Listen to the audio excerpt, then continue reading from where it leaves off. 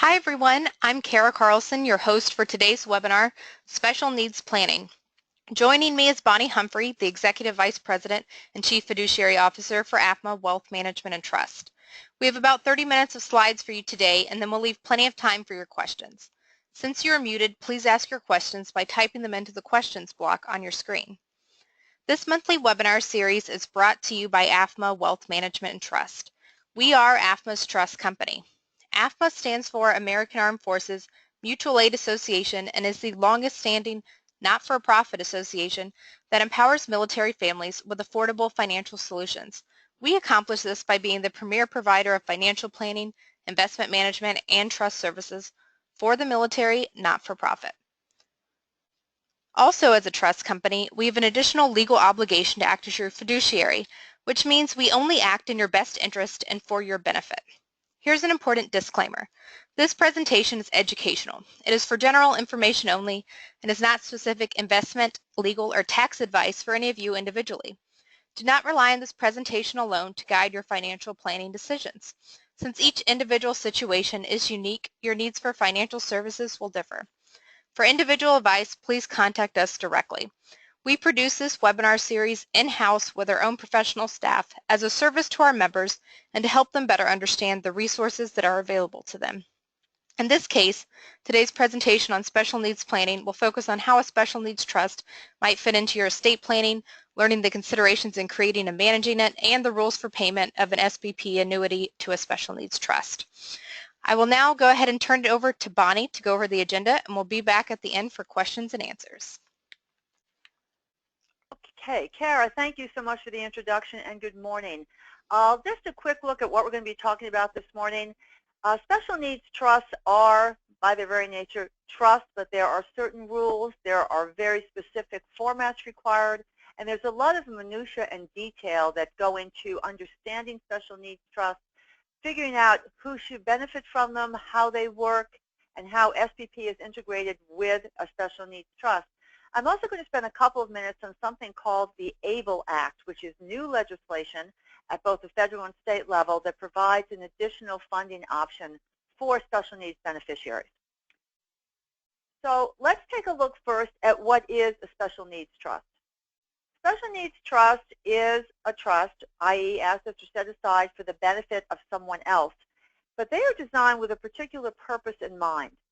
The goal of a special needs trust is to improve the beneficiary's quality of life by providing a set of instructions for managing funds set aside to assist a disabled person. So when you create a special needs trust, you're going into it with a very specific purpose. Well, how does that work? They're designed to benefit individuals with disabilities by permitting qualification for government benefits while providing a source of funds for services government programs won't pay for. Now, the most common examples people think of when they're talking about wanting to have those extra funds available: travel, entertainment, particularly uncovered therapies or medication to allow for medical services that government might not pay for, attendant care, schooling, respite care for family members who are helping out with a disabled individual. So what we're trying to do is to improve the beneficiary's quality of life. We want to have special programs available to that individual, but at the same time preserve eligibility for whatever government benefits are out there. So I think it's worth taking a couple of minutes to look at what government programs are available. People frequently don't understand what they are. Perhaps they're misstating and overinflating the actual benefits that are available. So government programs break out into two categories. There are what are called means-tested programs, which means we are going to be looking at some sort of financial limit on qualification. And those include programs such as supplemental Social Security income, known as SSI, Medicaid, and rent or housing subsidies. Then you have the non-means-tested programs, which include Social Security disability, which is different than SSI, Medicare, and most VA programs. So let's look first at means-tested programs. And this is what you and your advisors really need to understand before you start drafting your SNTs. The most obvious program that people are afraid of losing if there's too much available for a beneficiary is SSI, or Supplemental Security Income. It's a federal program, although some states might offer a supplement. In 2016, the maximum federal monthly benefit is $733, and that will change anytime Social Security makes a COLA adjustment. A beneficiary is eligible for SSI when there's been a finding of disability and that individual has available assets totaling less than $2,000. Now, that doesn't include a home or auto or household benefits, and a monthly income of less than the $733. Think about planning for your special needs beneficiary. An inheritance would be considered income in the month received and continues to be considered income as long as the assets are available. So when we look at qualification for SSI, we start to see the first restriction on trying to provide for a disabled family member through an inheritance. That would be considered income and would disqualify the participant from SSI. But if those assets are held in a properly constructed special needs trust, they're not considered an available resource for SSI purposes. So when people think about doing special needs planning, this is usually where they start. Want to maintain qualification for SSI, we need a trust to support it. There's something called in-kind support and maintenance, or ISM payments. And if they are paid by a third party for food and shelter, those are also countable income. So if you have a child who is getting SSI and you are paying rent, that is considered countable income, and there's a certain formula that applies. It's not a dollar for dollar reduction, but it will impact the amount of SSI available. So even providing housing support can be difficult. Medicaid as a health care program is also means tested. And it's hard to generalize because remember that Medicaid programs are state programs, although they may receive federal funding. So most special needs trust beneficiaries are going to be eligible for Medicaid based on their SSI eligibility. What does that mean? If you're getting the $733 a month because you meet the SSI test, you will probably also qualify for Medicaid. So sometimes the more important qualification is Medicaid. I've spoken with families who aren't worried so much about the $733 a month, but they are very worried about preserving eligibility for Medicaid for basic medical requirements. So again, these are means-tested programs. When we're talking about planning for special needs beneficiaries, we start here. What means-tested programs are available, and how do we best structure additional funding so the eligibility remains for means-tested? There's also non-means-tested programs.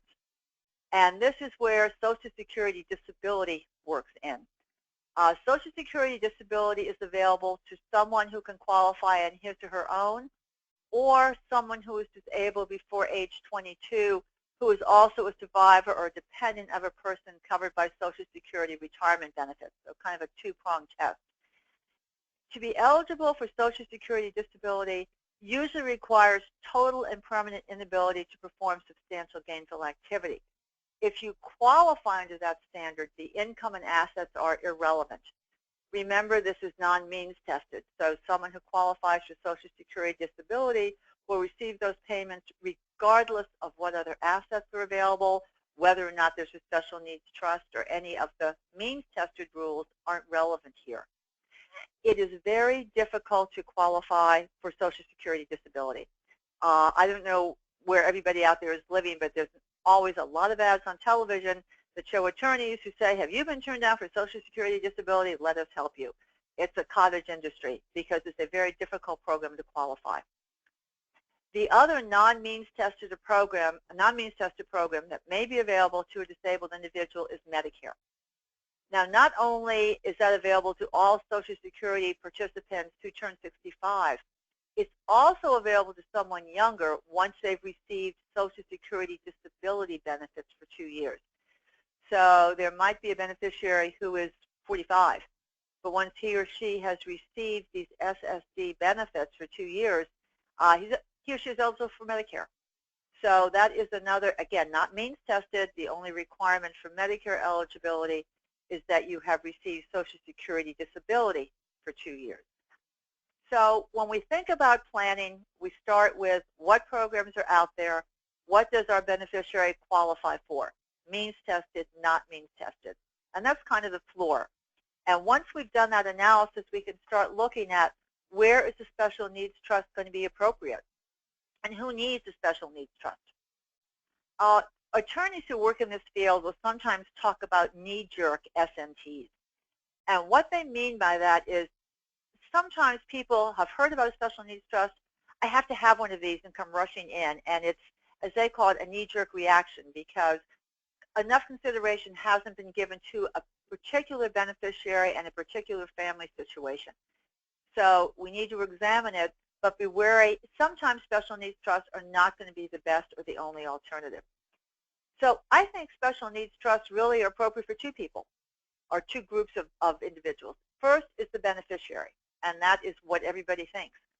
I have a cognitively impaired child. I have a child with a physical disability, not incapacitated, but disabled in some sense. And that is where everybody thinks I need to have a special needs trust for this person. Absolutely. Once we've done our means testing analysis, we need to look at where the beneficiary can be helped by that.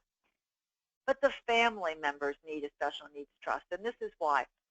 If there is a disabled family member in an extended family, central focus is paid is how will that individual be provided for and taken care of when the current caregiving arrangement ends.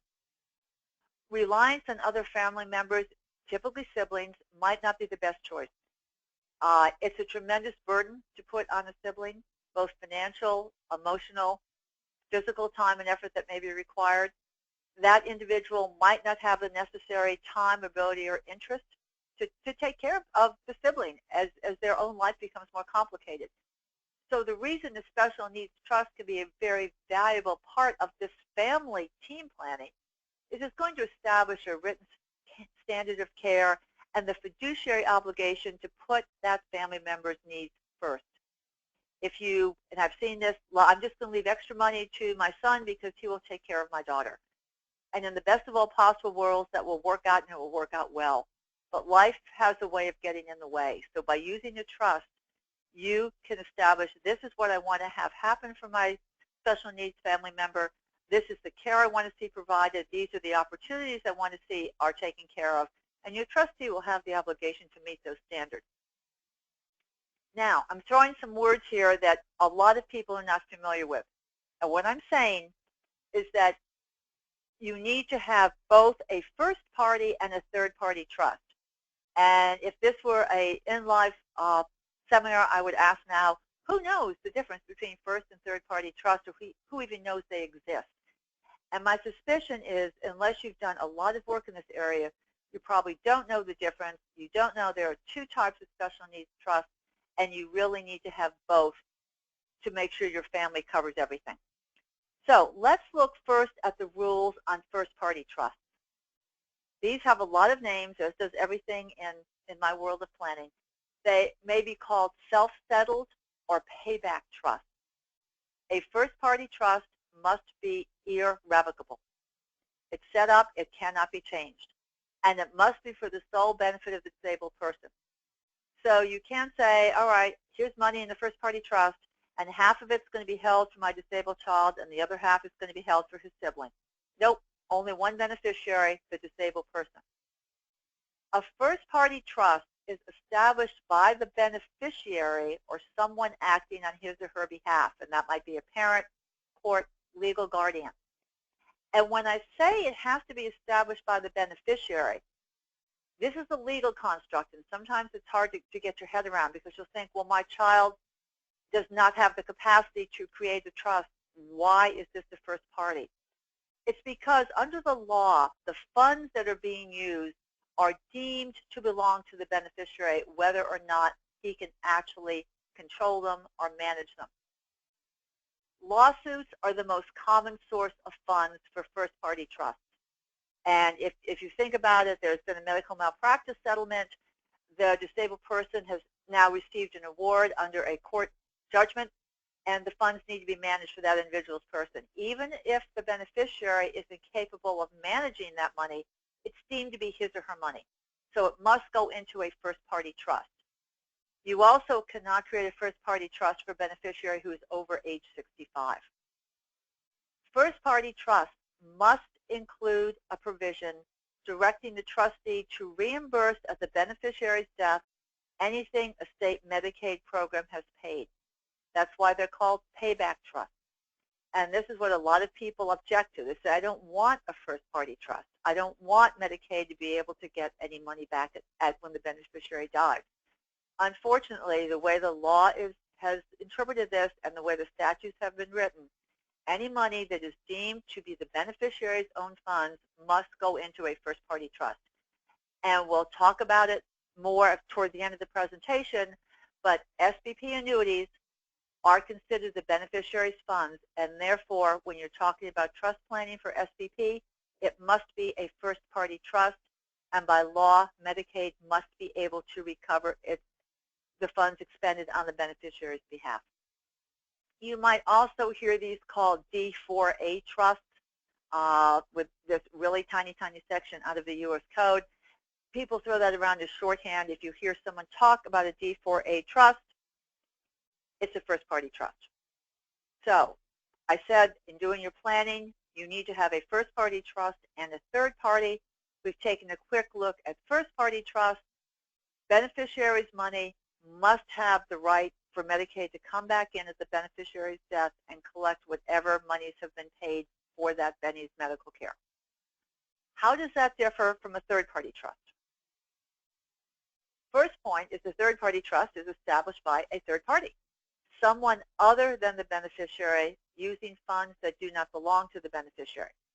So our first-party trust example, there is a medical malpractice settlement.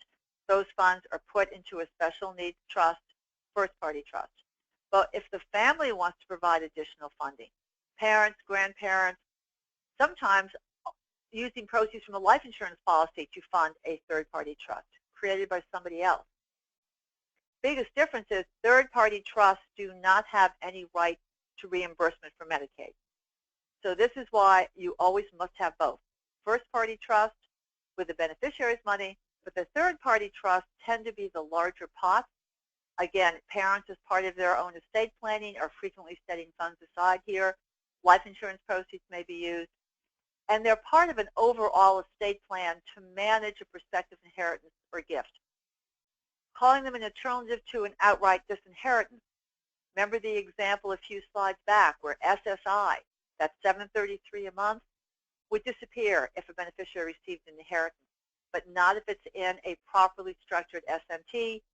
You now know the SMT can be a first party or a third party. It's a way to preserve an inheritance for long-term management for that beneficiary. It's also an alternative to the bequest to the third party with the expectation that resources will be used to assist the person with a disability. That's the example we spoke about, leaving assets to a sibling, take care of your brother or sister, and all the things that can happen around that. By using a third-party SMT, you know the funds are going to be there. First-party trusts must be irrevocable. Third can be revocable or irrevocable. They can be created during your lifetime or under a will. And the beneficiary's age has no limitation on third-party trusts. With first-party, they must be under 65. Third-party, age is irrelevant. So let's look at what the best practices and language and current thinking is in the drafting of a third-party trust. This best design idea continues to be evolving. And if you were to look at a trust that was drafted 10 years ago, I would venture to say you might find language that's different than what an attorney might recommend now. And that's partly reflecting the change in law as statutes change and states look at this differently. But it also reflects more experience of the legal community with how special needs trusts work and are identified. So standard language you see now is to supplement and not supplant government benefits and programs. So that's a very good standard with respect to discretionary distributions in a special needs trust, that you want to tell your trustee, why is this money here? Well, this money is here to supplement and not supplant other government benefits and programs. Because remember, what we're doing, the whole goal of the SNT is to have assets available without disturbing qualification for government benefits. And this supplement, not supplant, is a very relevant term in that.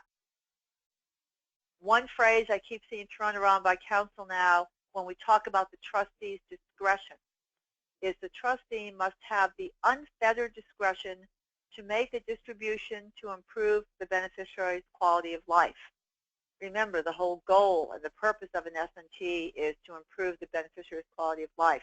And I'm stressing this over and over because a third-party trust cannot have a mandatory distribution. If you say pay all income to or for the benefit of my child, but principal is discretionary, won't work. Everything has to be absolutely positively discretionary, because if it's not, a government agency can go to court and say, judge, force trustee to make this distribution. So when you create a third-party trust, nothing can be made mandatory. Give your trustee guidance as to what is the purpose of this. Improve quality of life. Another difference with a third-party trust from a first party, remember the first party can only be for the disabled beneficiary. A third party may include a non-disabled beneficiary. And I've given a couple of examples of a pot trust. What this means is all your assets are in one big pot, and you just provide language to say, well, go in for this child, you can take money out for this, and you can take money out for that. You can sprinkle it among all my beneficiaries as long as it's totally discretionary. Or you can say put it into shares, half for a disabled child, half for non-disabled. Maybe you want to give the trustees the ability to go in and take from the other share. It's really up to you. But the important thing to remember is it doesn't have to be overly complicated, because you can include non-disabled venues as well. In addition to no mandatory distributions, do not include what's called a support standard. And that's the language. You can make distributions for health, education, maintenance, and support. In the eyes of the law, that's viewed as a control, kind of a fence around the types of distributions you can make. Therefore, they can become mandatory. You're right into that problem. So again, your distribution language has got to be extremely broad, non-limited. Now, the next point is a question that the thinking of the community that does special needs trust planning is changing. Should the trustee be permitted to make a distribution if that distribution reduces or eliminates the entitlement to government benefits? Now remember, the entitlements we're talking about, the means-tested entitlements, are that $733 a month in SSI and Medicaid eligibility. And for years, planning would have language in a document that said, in no event would the trustee be allowed to make a distribution if it cut off government benefits. And there's some thought being given now to say, is that the right way to go? Because the government benefits, depending particularly on your medical care situation, are relatively narrow in terms of dollar amount. And depending on what's in the S&T, again, this is the third-party S&T, not the first, the beneficiary might be better off relying entirely on the special needs trust with more flexibility for what it can do than taking government money. So you're starting to see attorneys in this area look a little bit differently about whether there should be a strict prohibition on making a distribution that violates government standards. The other new provision you're starting to see is what they call a poison pill, and that's a term that comes from corporate deals, allowing the trustee to terminate the trust. Understand, when you create a trust, you are concerned about the long-term support and care of that disabled beneficiary, so it can be a little bit scary to have a provision in a document that says, okay, trustee, if government agencies say that this money is includable, oh, fine, we'll just terminate the trust and walk away. Doesn't have to be exercised, but again, it's a way to provide a little bit of flexibility in case that happens at some point in the future. An independent determination can be made to decide, you know what, this trust is going to go away, so government, you're not getting any of it. Again, this is third party only, not first. So I've been talking a little bit about attorneys and trustees. So real quick, how do you pick your advisors for this thing? Special needs trust is a niche practice. It should not be done by someone who does not do this a lot, because it requires a broader knowledge. Trust and estate work is kind of the beginning of it. But what about tax? What about public benefits? There's a lot of areas of law that keep changing that are involved and are integral to putting a special needs plan together. So make sure you have an attorney that can offer practical advice and works a lot in this area. Also, state practice is important because state laws, as I've said, do differ with respect to some of the means-tested benefits as well. Make sure whoever you're working with understands that. When you're thinking of who your trustee should be going forward, almost more than other areas of trust, again, your trustee needs to know trust law, tax law, public benefits, be familiar with advocacy, understand the medical issues or educational issues, or be empowered to work with a care manager who can help develop a plan. So most attorneys would recommend a co-trustee, family member, and professional, but make sure whoever you're working with is going to take the time to get to know that beneficiary. In the past, where I've worked in a trusted relationship with special needs families, it's one of the most rewarding things you can do because you get to know the family over time. But your trustee needs to be putting that time in to do that and to understand what's really needed. So we've talked about who needs special needs trust, first party, third party, how to find advisors. Special needs trust and SBP. This is where things are relatively new and there's some confusion as to what you can and can't do. The National Defense Authorization Act in 2015, for fiscal year 2015 rather, amended prior law to allow the payment of SBP to a properly established special needs trust for the benefit of a disabled dependent child.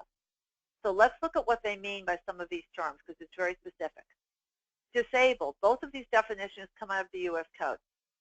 So disabled means unable to engage in any substantial gainful activity by reason of any medically determinable physical or mental impairment, which basically is going to be continuing.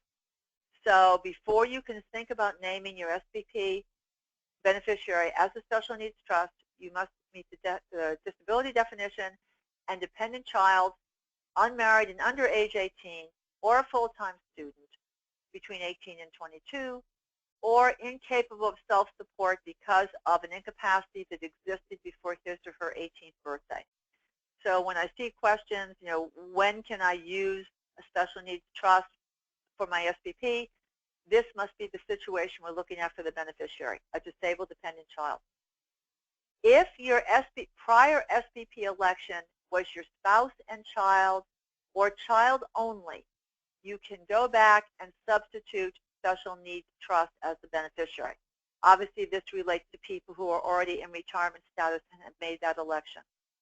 If your prior election was spouse only, you cannot make the change to a special needs trust. What I'm telling you now are the rules and the regs that were established by DOD, and they may seem irrational, they may seem unfair. It probably isn't the first time something DOD has done seems irrational or unfair, but that's the rule. So if your prior SBP election named your spouse and child or child alone, you can now substitute the SNT. Note it must be a first-party SNT. This goes back to the consideration that the retirement benefits paid through an SBP annuity are considered to belong to the beneficiary. Therefore, it must be a first-party SNT. Therefore, there must be a Medicaid payback provision. And again, I understand that that's frustrating. Why am I creating the trust and then Medicaid can get it? DOD is fitting within the confines of the law. It's deemed to be the beneficiary's money. Therefore, the only SNT alternative would be a first-party trust. Now, remember, the first-party trust still gives you the eligibility for government benefits. So it may have a payback provision, but during the beneficiary's life, that individual is still eligible for any means-tested benefit, as well as the SBP payment is being controlled in the trust structure. If you want to designate a special needs trust as beneficiary, these rules, again, are set forth by DOD. You must send them a written notice of your decision to have it paid to an SNT. You must provide a copy of the special needs trust to, actually this all goes to DFAS. You must provide the name and the taxpayer ID number for the trust.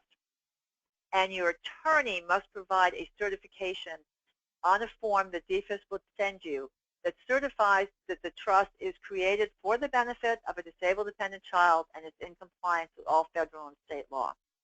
Again, those rules just came down from DOD, that they make the rules. It doesn't require anything else. I've seen some letters people are drafting saying, well, this is where my bank is and this is where the money goes. None of that is required. You want it paid to an S&T, here's the trust, here's the taxpayer ID number, and here is the certification from my attorney. You can make the change. Real quick summary, current Benny is spouse and child or child only. Those fact patterns, you can substitute S&T.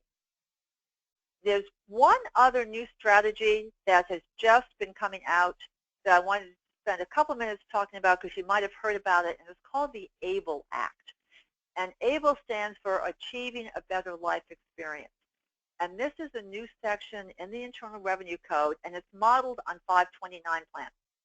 So you may have created funding, a 529 plan for a child, grandchild, whatever, for college expenses. So this is similar. It must be owned by the disabled beneficiary, must be in the beneficiary's name, who can have one ABLE account. So you may have 10 people want to set up accounts, but no, only one ABLE account per beneficiary. The disability must have existed before age 26, although you could have a 50-year-old beneficiary and still create an ABLE account today as long as the disability existed prior to 26. You set it up in the state where the beneficiary resides, not where you reside. The total annual contributions from all sources may not exceed the annual gift tax exclusion. Well, that's $14,000 a year right now. So I think a lot of people heard about ABLE Acts and thought, this is superb. Well, yeah, except only $14,000 a year can go in, even if you have 20 people contributing to it. And if the account balance, we're not talking income, but if the account balance exceeds $100,000, the beneficiary would lose SSI eligibility. Now, this is actually kind of a nice feature because you may remember that the earlier asset limitation for SSI was $2,000. So ABLE accounts are kind of an exception to that. Beneficiary can accumulate up to $100,000 in an ABLE account, would lose SSI, but still be able to hang on to Medicaid. Any distributions that are paid out do not count as income as long as they're qualified disability expenses, so they're not taxable. But an ABLE account is subject to Medicaid payback. Again, remember, it's owned by the disabled beneficiary. So in that sense, it's more like a first-party trust. Not a trust. People can set up the account, contribute to it, and you can get up, as long as you're below $100,000, beneficiary will keep eligibility for SSI. So where do ABLE Acts make sense in terms of both situation and what state do we want to look at? When is an ABLE account attractive? First case might be a competent beneficiary. That there may be medical limitations, but perfect cognitive capability and can benefit from some financial autonomy. So it's good for the beneficiary to have an account that's his or her funds that can be used. So ABLE accounts are attractive there. Where the $2,000 resource limit is exceeded, that's what I was just discussing. Your SSI limit is $2,000. Well, if there's more money, put it into an ABLE account, and you may still qualify for SSI. If there's a small inheritance, grandpa leaves $10,000, create an ABLE account. Won't disqualify them from SSI, and you may not need to use the trust if it's just a small amount. ABLE accounts may be in position with a trust or instead of a trust. So it's part of your overall arsenal of tools to look at. As of last week, which states permit ABLE accounts?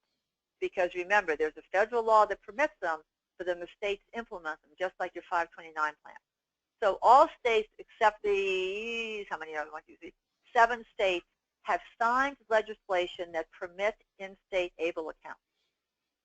So if you are in one of these states, California is the closest to getting one because the bill has been passed and is awaiting signature. You can read where we have restrictions or concerns in other states. But the caveat on an ABLE account is just because the legislation has been passed does not mean they actually have a program up and running. These are new. I'm in the state of Florida, and they passed legislation, but nobody has created one yet. So it's a new strategy. It's an additional strategy to think about when planning for a special needs beneficiary. Even if your state's adopted it, you may have to check and see if you can actually implement one because they are a fairly new structure. So with that really quick whirlwind through the world of special needs planning, first party, third party, ABLE, SBP, and everything else, I'd like to close my part of it and just say I'm available for questions. Or Kara, what do you see? Perfect. Thanks so much, Bonnie. So now everyone, what are your questions? Well, we've collected a few questions already, but please don't hesitate to ask others by typing them into the questions block on your screen. So all right, we'll go ahead and get started with the first question that has come in. I already have a special needs trust. Can I use an existing special needs trust to receive my SBP payment? Okay, as long as it is a first-party trust. So that may be a piece of information you didn't have before. Remember, SBP recipients must be a first-party trust. I suspect what you have might be a third party, and that's an absolute shot in the dark because it's done for your general planning. But to receive SBP must be first party. It can be existing as long as it's first party, and the attorney signs the certification that it is eligible to receive this. You would be fine with an existing document, but it's going to depend on how it was put together originally. Great. Next question. What are the costs and difficulties in setting up a special needs trust? Okay, good question, and I'm going to play lawyer and say it depends. The costs are certainly going to be regional to some extent. As I talk with members across the country, legal charges vary for different things. You may want, if you should be using an attorney who is specializing in this, you may find someone who is going to be charging what looks like a higher fee than someone that does not work in this area all the time. So the costs are going to be very regional in most cases. The difficulties are understanding, I think, how your first party and third party need to integrate. I said toward the beginning of this presentation that you really need both. Having only a first party trust, I think you're leaving opportunity on the table. So it's understanding which funds properly go into which bucket, what funds are deemed to belong to the beneficiary and need third party treatment, what funds are coming from other people that can be better managed in a different vehicle. It's also, I think, difficulty is parting with control sometimes. Remember that I've said with respect to third party, no mandatory distributions, ever, ever, ever. You have to give your trustee very, very broad, unfettered discretion. And sometimes that's a hard decision to come to. You are making the best judgment for your family and your disabled family member, and to realize that you're going to be turning that decision over, you can provide guidance as to what should happen. But special needs trusts need to be particularly flexible because they are very dependent on rules that are established by the federal government. For example, Social Security pops up with saying this is okay and this is not okay, and you need to be sure your trust is flexible enough to change and to adapt as it needs to as the laws change. So I think the biggest difficulty is giving up that control that you feel is so important to properly care for the beneficiary, but you have to have some faith in how you're doing it. Great. Another good question just came in. Are you required to create a special needs trust by the DOD? Okay, if we're talking about SBP payments, and this was also confusing, there is no requirement that you create a special needs trust. So if your SBP designation says pay to my spouse and then to my child, or pay to my child, and you do not want to create a first-party trust, you do not need to change it. It will still go on and be paid outright the way it would have been before this was permitted. Just understand that that payment will most likely disqualify the child if it goes directly to the child or to a guardian. Will disqualify the kid from SSI, for example, whereas if you put it into a special needs trust, it will not. So although there is no legal requirement from DOD to say you have to create the trust, there may be very good reasons to do so, and then you need to follow their protocols on it's got to be a first-party trust, you do the certification, and you follow their rules. Great. Next question. Will AAFMAA Wealth Management and Trust serve as a trustee of a special needs trust? Thank you. We will serve as trustee of a special needs trust, and we are unusual in that respect. Most professional trustees do not want to get involved because, as I think you may have gotten a sense from this presentation, they're very labor intensive, very detail oriented. What we are saying, though, is if you would like us to serve as trustee of the first party trust, we also need to be trustee of the third party trust. So if you would like to speak with us about working with your family and serving as trustee as you put this plan together, we would be happy to do so, just understanding we can't do just the SPP portion. We need to do the other side on the estate planning portion as well. Great. Those were some great questions. Thanks so much for everyone for asking them. If we didn't fully answer your question, or if you think of another question later, please reach out to us at wealthmanagement@afma.com. We'll go ahead and break here for now, but you can reach us whenever you need to. Please don't hesitate to ask for help. This is what we do, and we love it. This weekend, you'll receive a follow-up email with instructions on how to access a recording of this presentation, and you can always sign up for future webinars or review past webinars at wealth.afma.com. If you found this information useful, please share it with your family and friends. Our membership grows stronger every year because you introduce your eligible friends to AFMA. We hope you'll join us again in October for our next webinar. Thanks so much, everyone. Have a great day.